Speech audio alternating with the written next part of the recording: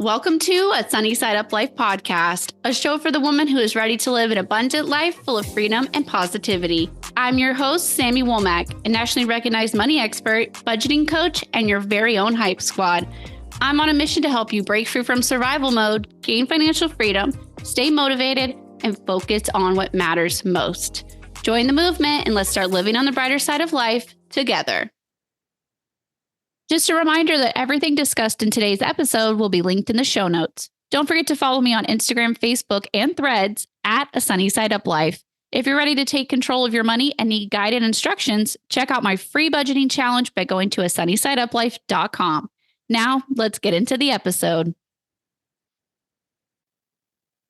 Hey everyone, welcome back to another episode. Today's episode, I am going to go off script today. I haven't done an off script episode in a while, and I just kind of had a message on my heart that I felt like sharing with you guys. I kind of shared this message a couple weeks ago on my Instagram story. It got a lot of response over there. So I thought, you know what, let's dig into this topic a little bit more and let's talk about this on the podcast. And I haven't done a, hey, let's just chat kind of episode in a while.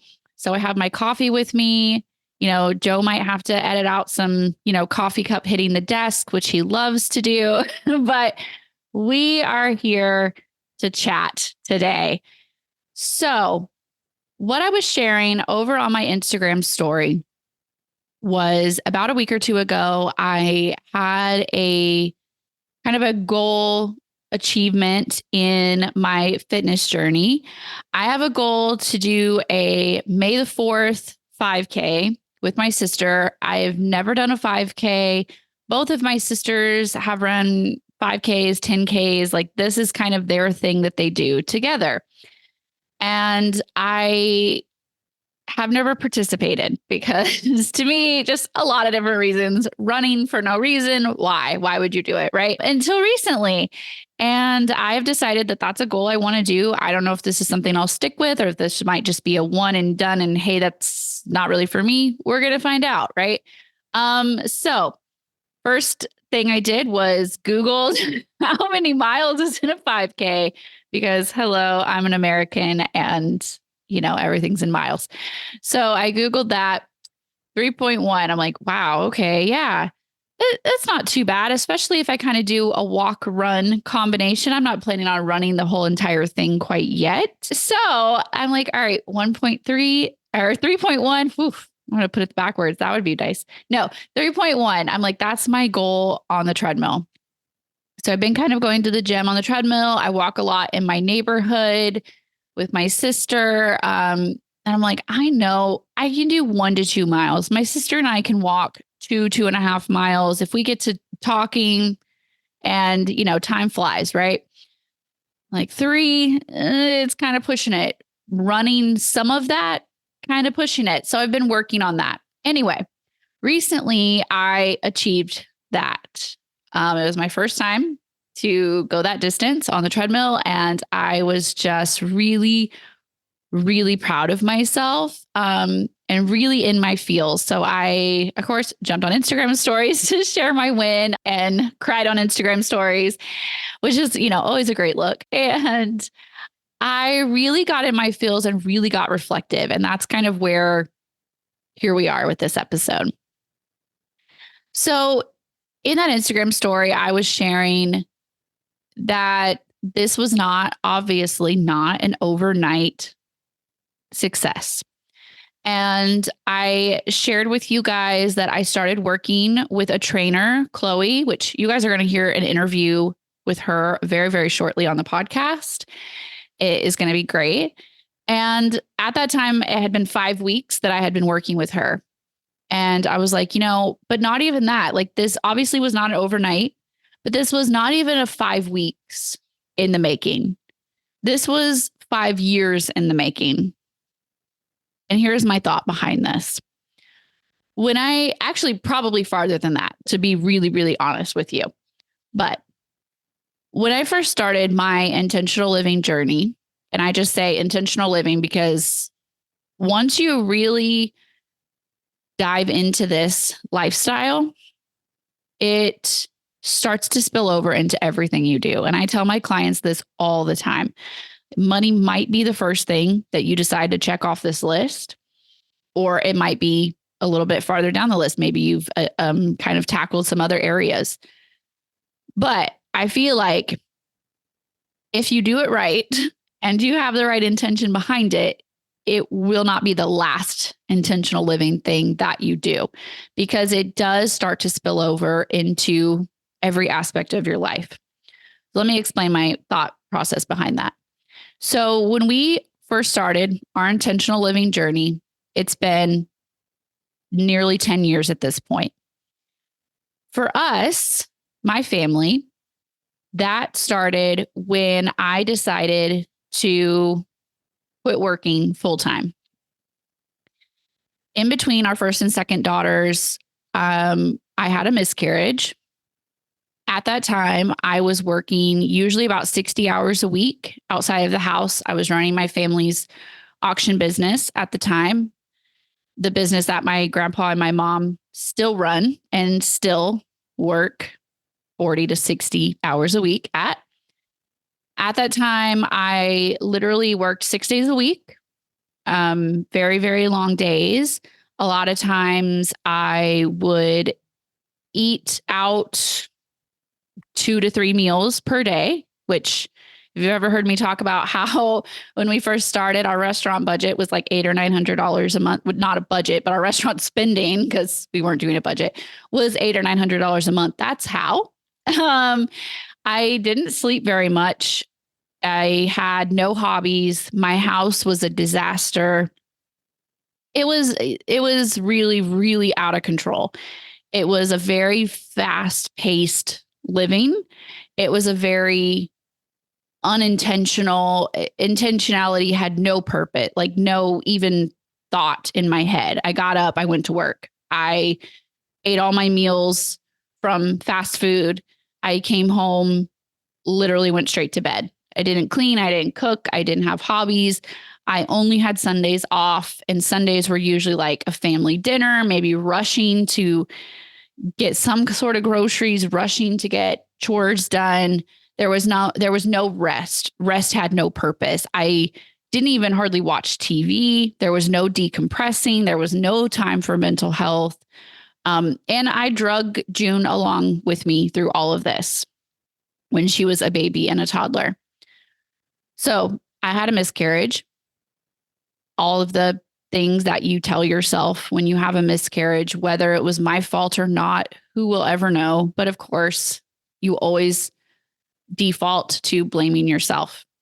I was very unhappy and I was very exhausted, and my marriage was suffering.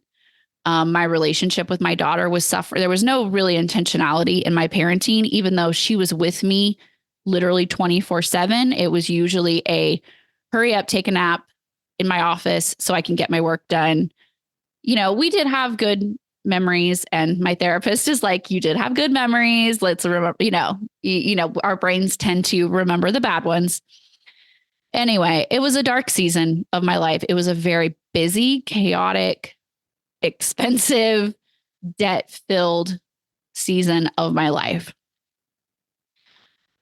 I had this kind of slap in the face almost when this miscarriage happened. And I thought, I really do want to have another baby. We were trying to get pregnant when we had the miscarriage. And I was blessed with Isabel 2 months later. And it happened so fast that a lot of people didn't even know we had a miscarriage, because I got very excited and I told everybody we were pregnant. Then we lost that pregnancy. But the conceptions were so close together that most people didn't even know that Isabel wasn't that first pregnancy. Anyway, very blessed in that sense. And I decided I'm done. I'm going to go home. I'm going to have this baby. We're going to figure it out financially, how I can not work. Of course, everything started crashing down. As soon as you decide to stop, you just hit the emergency brake, everything crashes behind you. And My nervous system crashed. Depression. I was pregnant. We had no money because now I wasn't working.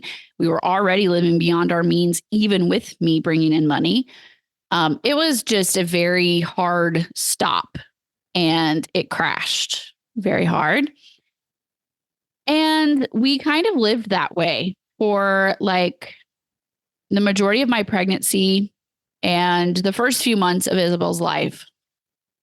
There wasn't a lot really to do more than kind of survive because everything was just such a mess. And it was in that time, it was during her first few months, I feel like, I can't remember exactly, because of course, all of that's kind of a blur at this point, that I discovered minimalism through several different people who were sharing on Instagram at this time.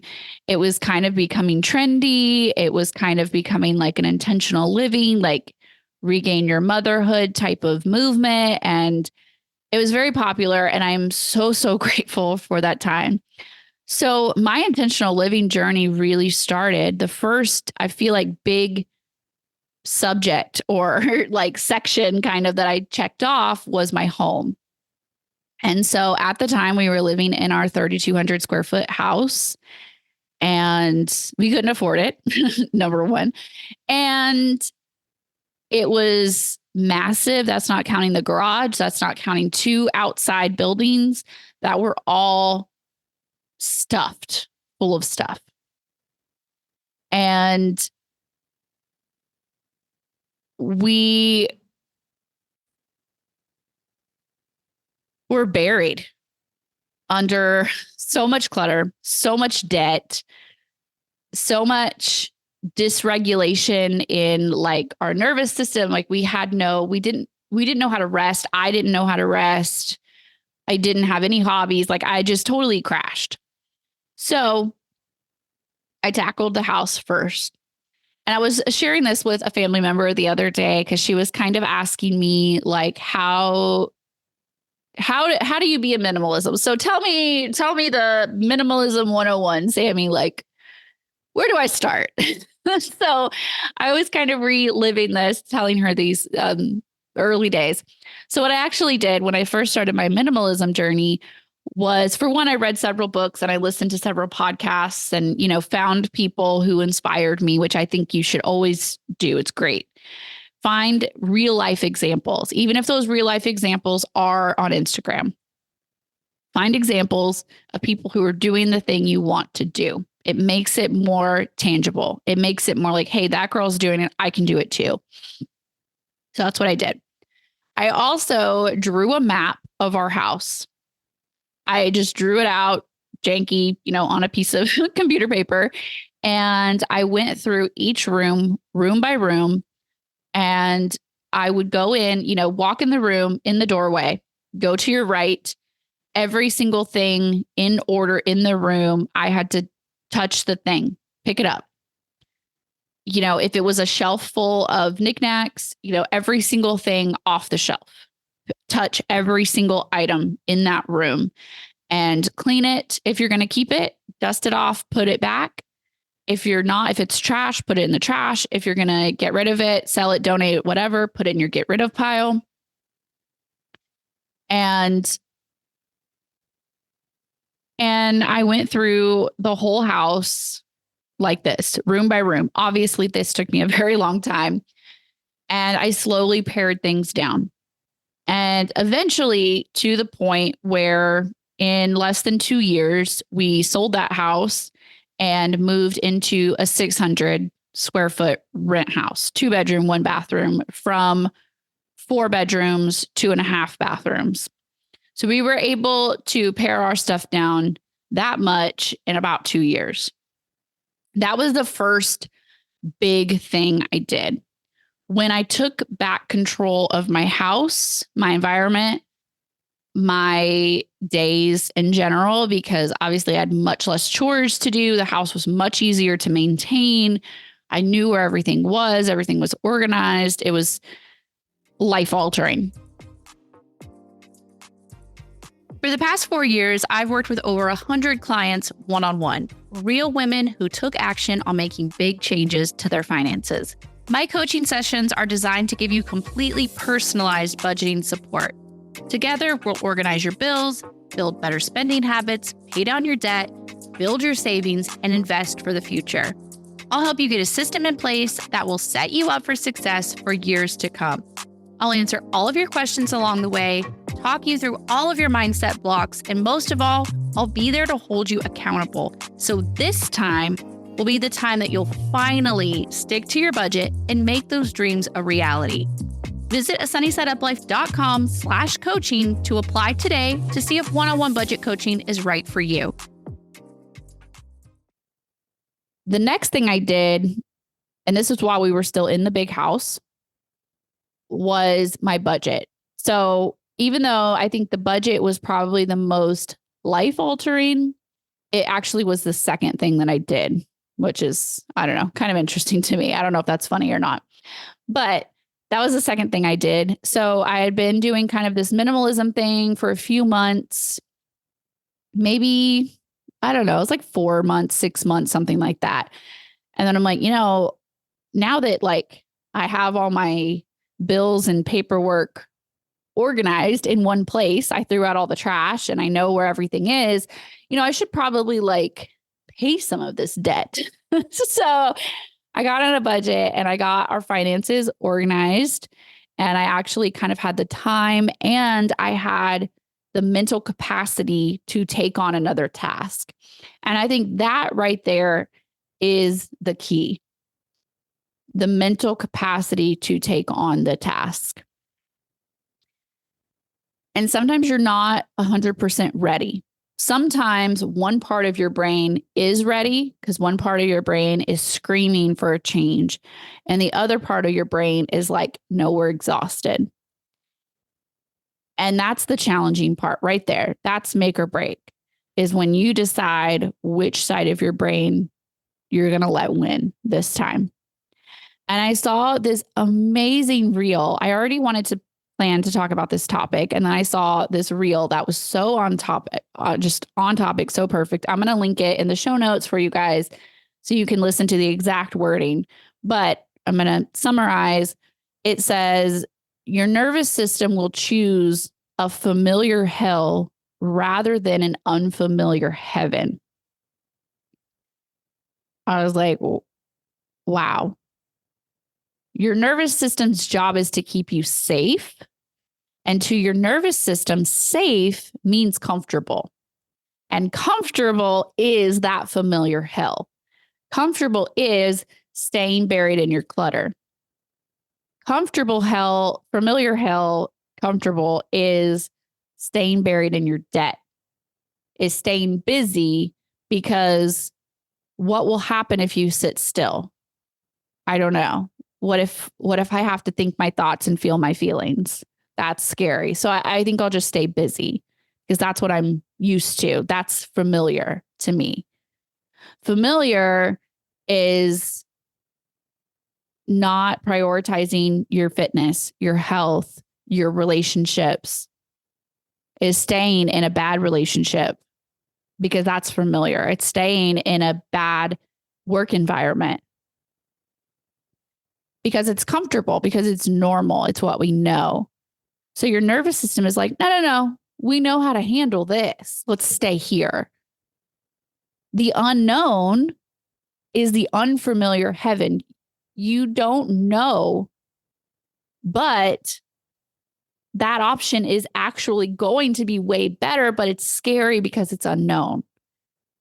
And I remember, and I saw this reel and I was just like, that's exactly how it is. And I remember that feeling of right before I quit working to go stay home. I remember feeling like, I don't know. I don't know who I am if I sit still. I don't know who I am if I rest. I don't have any hobbies left. Of course I did, because I eventually found all of my old hobbies. I went back to art. I went back to painting, drawing, sewing, all the things that I did as a teenager and a kid, and things that brought me so much joy. I eventually found those. I rediscovered all of those. I discovered TV shows. I discovered my love of watching baseball. I, did all these things that I was like, at first, I was like, who will I be if I stop? Because my identity was so wrapped up in my busyness. I carried that so much as not only a badge of honor, but a label of who I am. This is how I identify, as this busy person who has no time to rest or have hobbies. Who has the time? I think it's like a reel or something. Anyway. And I was the same way with my money. I identified so much with that chaos and that debt. I identified so much with making jokes about being broke. I identified so much with we can't afford it. That was my familiar hell. That's where I was comfortable. The unfamiliar heaven is where I am now. And it seemed really out of reach. I never would have thought that normal people, normal middle-class people with average incomes could cash flow vehicles.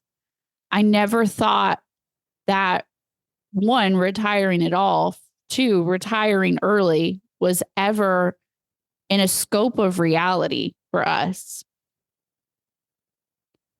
I never thought that we could ever use credit cards responsibly to travel hack. I thought everybody had credit card debt. I thought everybody overdrafted their bank accounts. I thought everybody didn't know how to invest. I thought people that invested and had millions of dollars must have just lucked into it, must have been like a trust fund kid, or must have won the lottery. I didn't know the regular people could do this because that was so unfamiliar to me. That seemed impossible and scary. And I jumped. There is no being ready. There is no, I'm 100% ready to do this thing. You just have that part of you that is terrified of the unknown, and that other part of you that is begging you to stay in the comfortable, familiar hell. And you have to decide which part of your brain is going to win. And I speak on this as someone with diagnosed anxiety and depression. I know what it's like. Every day is like that to a certain extent. Some days are easier than others. But almost every day, I have that part of my brain that says, just stay in bed. Nobody needs you. You're not that great. Just stay here and give up. It's comfortable. It's safe. Why try? It's dangerous out there. People could hurt you. You could hurt yourself. Just stay in this bed. Just go back to sleep. Every day. Is some days it's worse than others. Some days that's like a 1 and some days it's a 10, right? But every day it's that battle. And when you choose to jump, even when you're not ready, and you choose to dive in and start purging that first room, when you choose to dive in and make that first budget, pay off that first debt, then for me, that grew to, I have some free time. I have some free mental capacity. I've always, I'm just a entrepreneur at heart. It's a curse, really. And honestly, when my money was kind of under control, my house was kind of under control, I was caught up on my sleep, my brain got really bored. And out of that boredom grew my business, I want to have something to do outside of my kids, right? And I worked on it mostly just when they were asleep. It wasn't like a big part of my day at that point. That grew. The next major thing was my mental health that came on this list. So then At this point, fast forward, my business is a few years old. We're doing great with our budget. We're in our tiny rent house. We're cash flowing things like crazy because that house was insanely cheap. And my mental health caught up with me. This was 2019. And it was when I first went to therapy, thanks to the encouragement of my amazing best friend, V. She made therapy feel not scary. She also made it feel relatable. I didn't feel like I belonged in an institution just because I needed to go talk to a therapist. She made it very normal and something that I had never seen exemplified in real life, which is why, broaden your horizons, have friends that are doing the things that you want to do, have examples. And that saved me. I will be really honest with you. There's different levels of all these different aspects that saved me. Therapy saved me. Medication saved me because at this point, I kind of crashed mentally because on paper, and I remember telling my therapist this, on paper, everything was perfect. My business was doing great. I had 3 kids at this point. They were all doing great. My marriage was doing great. Our money was doing great. We had this tiny, tiny house that took like less than an hour to clean every day. I had so much free time. I had really dove into so many different hobbies at this point.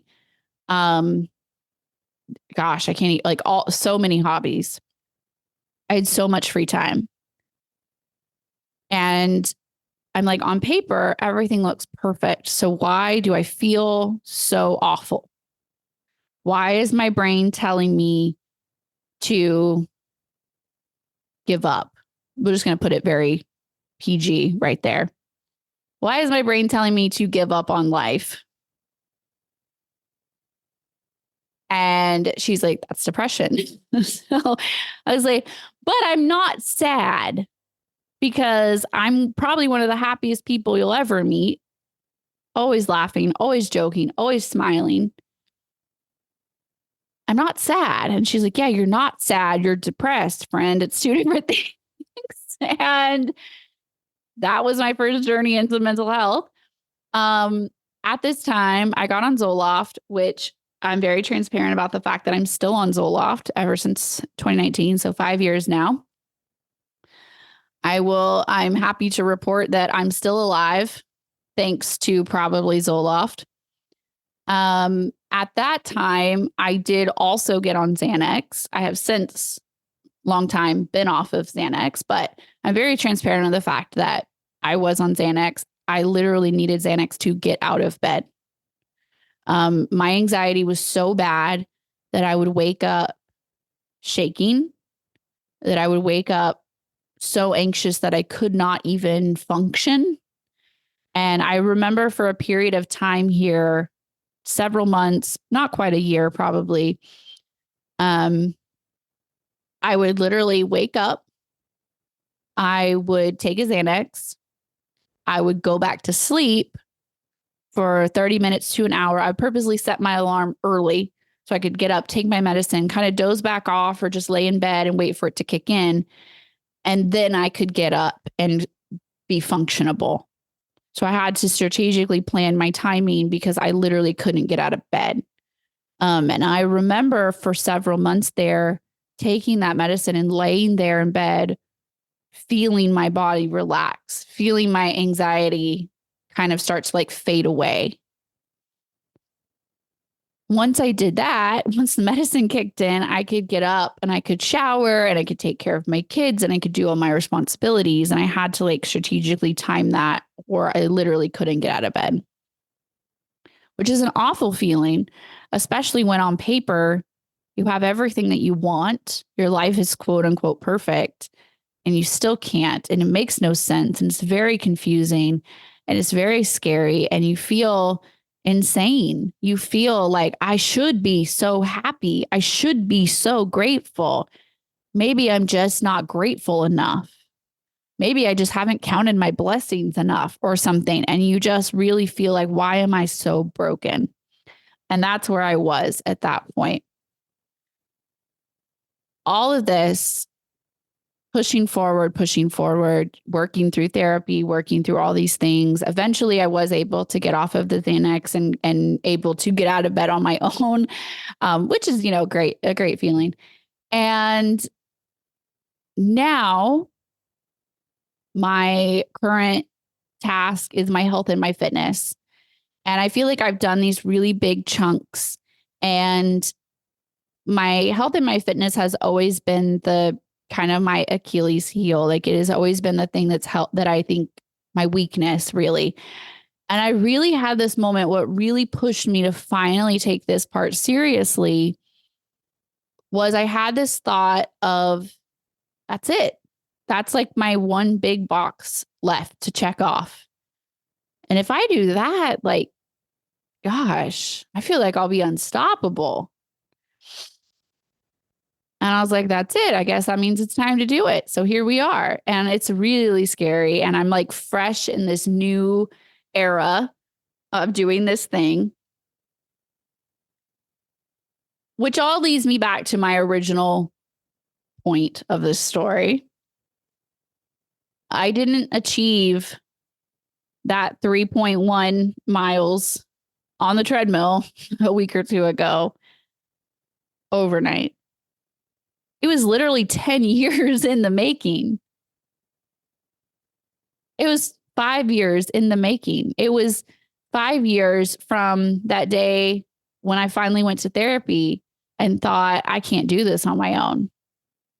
I need help because my life is not going to be stuck in this bed because I literally can't function, because my hands are shaking so bad that I can't even like cook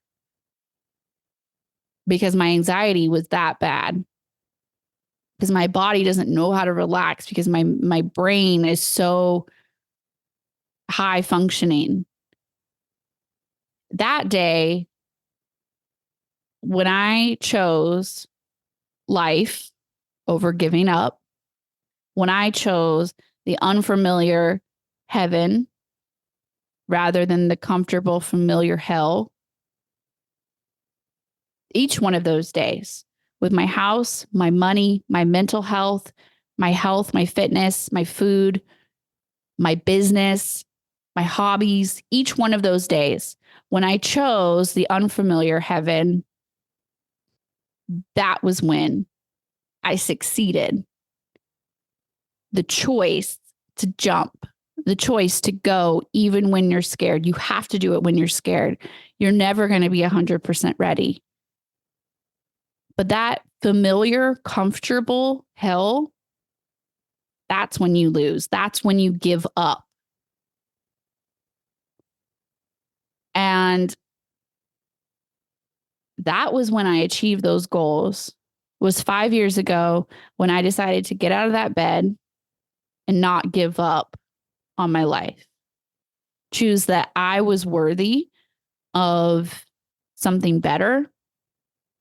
And I'm not going to sit here and tell you that everything is just rainbows and butterflies and perfect now, because it's not, and that's not real, and that's not reality. But it's a whole lot better. Overall, it's a whole lot better. Those little spurts of depression that flare up, because they do, are much, much shorter. They're a couple hours, a couple days. They're not all consuming of your entire life now. So the reason why I share this, and the reason why I feel like this message was on my heart, was because just like my family member who asked me recently about how to start minimalism, right before you start is the hardest part, is the scariest part. It's the most unknown. Who will I be if I don't have this chaos to identify with? Am I even worthy of this better life? Who do I think I am? It's going to be really hard. Or you're just so mentally and physically exhausted that you don't know if you can take on something else. And if that's you, much like this family member that I was having this conversation with, if that's you, I just want to remind you that that's where I started. That's where I started with my house, my money, my mental health, everything. And now I'm here. And I promise you that I am not special, that I am not above average. I'm regular and normal. And that if I can do this, you can do it. If I can sit here and tell you transparently about my therapy and my medicine and my struggles and the days that I wanted to give up on my life, even though I had 3 beautiful children and an amazing husband and money in the bank, and I still thought about giving up because that's real, then you can do it too. And if you're at the very beginning of any one of these journeys, just know that I was there once and that you can be here eventually. It's going to take a little bit because this is not an overnight flip the switch and here we are. It's a slow and steady progress. But that's what we want. We want true change. We want true growth. We want to evolve into a better version of ourselves. We don't want to just become a new person, light switch, right? That's not what we want. We want to grow into a better version of ourselves. We want to take all those lessons, all that past trauma, all that used to be familiar, all that used to be comfortable. We want to take those lessons with us. We don't want to forget those. And we want to come out the other side the best possible version of ourselves who continues to grow, continues to evolve. So I just really had that message on my heart. Like I said, I shared a little bit about this on Instagram, and a lot of you guys over there related to that. And hopefully this reaches who it needed to reach.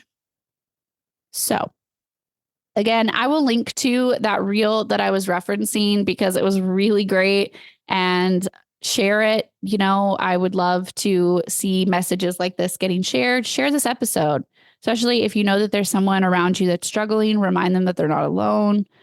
Remind them that there is life worth living. There's no shame in therapy. There's no shame in medicine.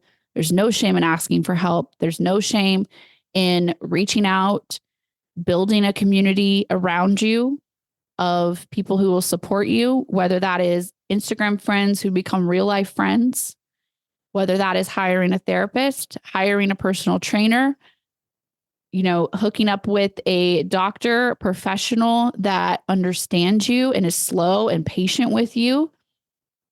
It's building that community around you of support, because this life is really hard. Being a human is wild and hard, but also amazing and beautiful. And I just wanted to remind you that you are also not alone. And that is all for me this week.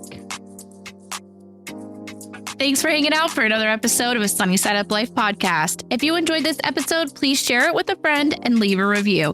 5-star reviews are what help the podcast grow.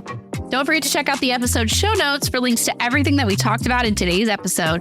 And if you want to access all of my free resources, or you want to learn how to work with me one-on-one, head over to sunnysideuplife.com to get started. And if you want to keep up with me in the day-to-day, don't forget to follow me on social media at A Sunny Side Up Life. Well, that's all for me this week. Bye, guys.